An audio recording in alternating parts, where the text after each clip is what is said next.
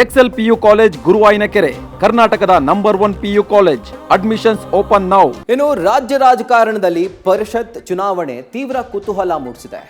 ಇದು CM DK Shivakumar ಪಾಲಿಗೆ ಪ್ರತಿಷ್ಠೆಯ ಕಣವಾಗಿದೆ. 5ನೇ ಅಭ್ಯರ್ಥಿಯ ಗೆಲುವಿಗೆ ಸಿಎಂ ಭರ್ಜರಿ ಪ್ಲಾನ್ ಮಾಡಿದ್ದಾರೆ. ಇದಕ್ಕಾಗಿ ವಿರೋಧ ಪಕ್ಷಗಳ ಶಾಸಕರಿಗೆ ಕಾಂಗ್ರೆಸ್ ಗಾಳ ಹಾಕಿದೆ. ಅತ್ತ ಸುಲಭ ಸೋಲೊಪ್ಪಲು ಸಿದ್ಧವಿಲ್ಲದ ಎನ್ಡಿಎ ಕೂಟ 6-3ರ ಆಟಕ್ಕಿಳಿದಿದೆ.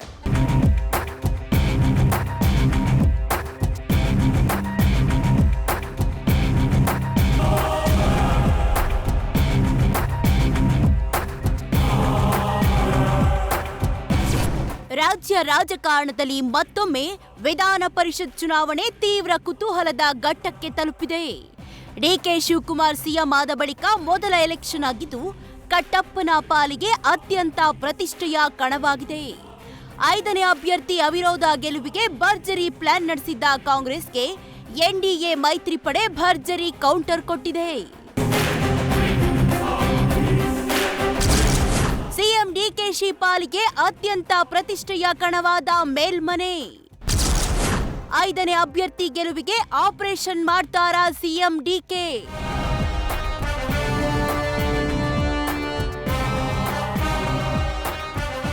ಪರಿಷತ್ ದಂಗಲ್ ಇದು ಜಸ್ಟ್ ಎಲೆಕ್ಷನ್ ಅಲ್ಲ, ಸಿಎಂ ಡಿಕೆ ಶಿವಕುಮಾರ್ ಪಾಲಿನ ಮೊದಲ ಸವಾಲು. ವಿಧಾನಸಭೆಯಲ್ಲಿ ನಡೆಯುವ ತಲೆಗಳ ಲೆಕ್ಕದ ಕುರುಕ್ಷೇತ್ರ, ಗೆಲ್ಲಬೇಕಾದ ಸವಾಲು. ತಮ್ಮ ಆಪ್ತನ ಗೆಲುವಿಗಾಗಿ ಡಿಕೆಶಿ ಈಗ ಆಪರೇಷನ್ ಆಟ ಅನಿವಾರ್ಯವಾಗಿದೆ. ವಿಪಕ್ಷಗಳ ಕೋಟೆಗೆ ಲಗ್ಗೆ ಇಡಲು ಹಸ್ತಪಡೆ ಭರ್ಜರಿ ಸ್ಕೆಚ್ ಹಾಕಿದೆ.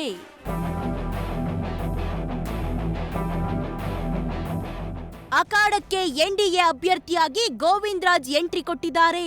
ಇತ್ತ ಕಾಂಗ್ರೆಸ್ನಿಂದ 5ನೇ ಅಭ್ಯರ್ಥಿಯಾಗಿ ವಿನಯ್ ಕಾರ್ತಿಕ್ ಅದೃಷ್ಟ ಪರೀಕ್ಷೆಗೆ ಇಳಿದಿದ್ದಾರೆ. ಆಪ್ತ ವಿನಯ್ ಕಾರ್ತಿಕ್ ಗೆಲುವು ಡಿಕೆಶಿಗೆ ಸಾಮರ್ಥ್ಯ ಸಾಬೀತಿನ ಅನಿವಾರ್ಯತೆಗೆ ಸಿಲುಕಿದ್ದಾರೆ. ಮತ ಸೆಳೆಯಲು ಸಿಎಂ ಡಿಕೆ ಖುದ್ದು ರಣವೀಳ್ಯ ಸ್ವೀಕರಿಸೋದು ಖಚಿತವಾಗಿದೆ. 4 ಸ್ಥಾನಗಳಲ್ಲಿ ಕಾಂಗ್ರೆಸ್ಗೆ ಸುಲಭ ಜಯದ ಅವಕಾಶವಿದೆ. ಸದ್ಯ ಪಕ್ಷಗಳ ಬಲಾಬಲದ ಲೆಕ್ಕಾಚಾರದಲ್ಲಿ ಕಾಂಗ್ರೆಸ್ನ 5ನೇ ಅಭ್ಯರ್ಥಿಗೆ 3 ಮತಗಳ ಕೊರತೆ. 5ನೇ ಅಭ್ಯರ್ಥಿ ಗೆಲುವಿಗೆ 29 ಮತಗಳ ಅಗತ್ಯವಿದ್ದು ಕಾಂಗ್ರೆಸ್ ಬಳಿ ಇರುವುದು ಕೇವಲ 26 ಮತಗಳು ಮಾತ್ರ. ಹೀಗಾಗಿ ಮ್ಯಾಜಿಕ್ ನಂಬರ್ಗೆ ಇನ್ನು 3 ಮತಗಳ ಕೊರತೆ ಎದುರಾಗಿದ್ದು, ಈ 3 ಮತಗಳಿಗಾಗಿ ಬಿಜೆಪಿ ಮತ್ತು ದಳ ಶಾಸಕರಿಗೆ ಗಾಳ ಹಾಕಲಾಗ್ತಿದೆ. ಕಮಲದಿಂದ ಗೆದ್ದು ದೂರಾದ ಎಸ್ಟಿ ಸೋಮಶೇಖರ್ ಮತ್ತು ಶಿವರಾಮ್ ಹೆಬ್ಬಾರ್ ಮೇಲೆ ಹಸ್ತದ ಕಣ್ಣು ಬಿದ್ದಿದೆ. ಬಸನಗೌಡ ಪಾಟೀಲ್ ಯತ್ನಾಳ್ ಸೆಳೆಯಲು ಯತ್ನಿಸಲಾಗಿದೆ. ಅದು ಅಸಾಧ್ಯ ಅನ್ನೋದು ಗೊತ್ತಾಗಿ ಜೆಡಿಎಸ್ನ ಜಿಟಿ ದೇವೇಗೌಡರಿಗೆ ಆಫರ್ ನೀಡಲು ಡಿಕೆಶಿ ಸಜ್ಜಾಗಿದ್ದಾರೆ.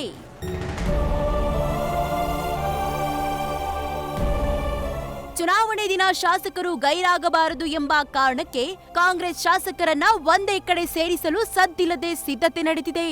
ಸದ್ಯದಲ್ಲೇ ವಿಪ್ ಜಾರಿ ಮಾಡುವ ಸಾಧ್ಯತೆ ಇದೆ. ಶಾಸಕರಿಗೆ ಮತದಾನದ ಬಗ್ಗೆಯೂ ಖಾಸಗಿ ಹೋಟೆಲ್ ಅಥವಾ ರೆಸಾರ್ಟ್ನಲ್ಲಿ ತರಬೇತಿ ನೀಡಲು ಚಿಂತನೆ ನಡೆದಿದ್ದು, ಮುಖ್ಯ ಸಂಚೇತಕರಿಗೆ ಸಿದ್ಧತೆ ಮಾಡಿಕೊಳ್ಳಲು ಸಿಎಂ ಡಿಕೆಶಿ ಸೂಚಿಸಿದ್ದಾರೆ.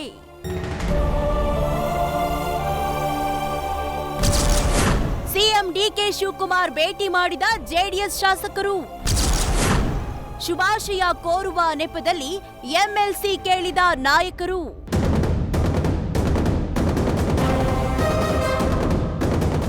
ಅಂದಹಾಗೆ ಜೆಡಿಎಸ್ ಶಾಸಕರೆಲ್ಲ ಸೇರಿ ಸಿಎಂ ಡಿಕೆ ಶಿವಕುಮಾರ್ ಭೇಟಿ ಮಾಡಿದ್ದಾರೆ. ಸಿಎಂ ಪಟ್ಟ ಅಲಂಕರಿಸಿದ್ದಕ್ಕೆ ಶುಭಾಶಯ ಕೋರಿದ ನಾಯಕರು ಅನುದಾನ ವಿಚಾರವಾಗಿ ಚರ್ಚಿಸಿ ಭರವಸೆ ಗಿಟ್ಟಿಸಿದ್ರು. ಈ ವೇಳೆ ಖುದ್ದು ಪರಿಷತ್ ಚುನಾವಣೆಗೆ ಅಭ್ಯರ್ಥಿ ಹಾಕಿದ್ದನ್ನ ಪ್ರಸ್ತಾಪಿಸಿದ ಡಿಕೆಶಿ ಹೇಗೆ ಆಗುತ್ತೆ ಸಾಧ್ಯ, ಸಂಖ್ಯಾಬಲ ಹೇಗೆ ಅಂತ ಪ್ರಶ್ನಿಸಿದ್ದಾರೆ.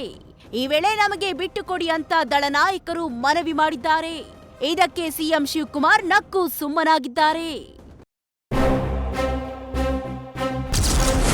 ಬಿಜೆಪಿಯ ರಘು ಕೌಟಿಲ್ಯಗೆ ಮತ್ತೊಮ್ಮೆ ಮೇಲ್ಮನೆಯ ಭಾಗ್ಯ.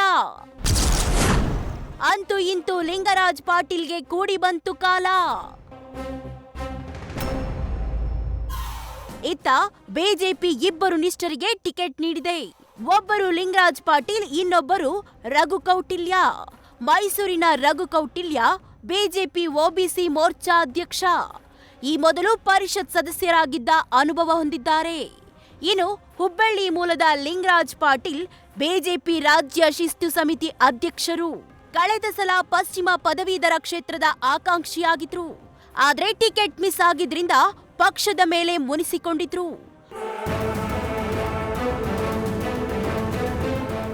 ಒಟ್ಟಾರೆ ಸಿಎಂ ಆದ ಬಳಿಕ ಡಿಕೆಶಿಗೆ ಎದುರಾಗಿರುವ ಮೊದಲ ಅಗ್ನಿ ಪರೀಕ್ಷೆ ಇದು.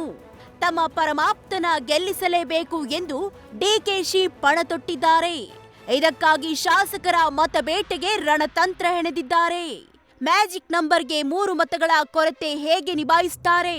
ಸೇಮ್ ಎನ್ಡಿಎ ಕೂಟಕ್ಕೆ 6 ಮತಗಳು ಬೇಕಿದ್ದು ನಂಬರ್ ಗೇಮ್ ಕುತೂಹಲಕ್ಕೆ ಕಾರಣವಾಗಿದೆ. Political bureau news first. News first ನಿರ್ಭೀತಿಯಿಂದ ನಿಮ್ಮ ಪರವಾಗಿ.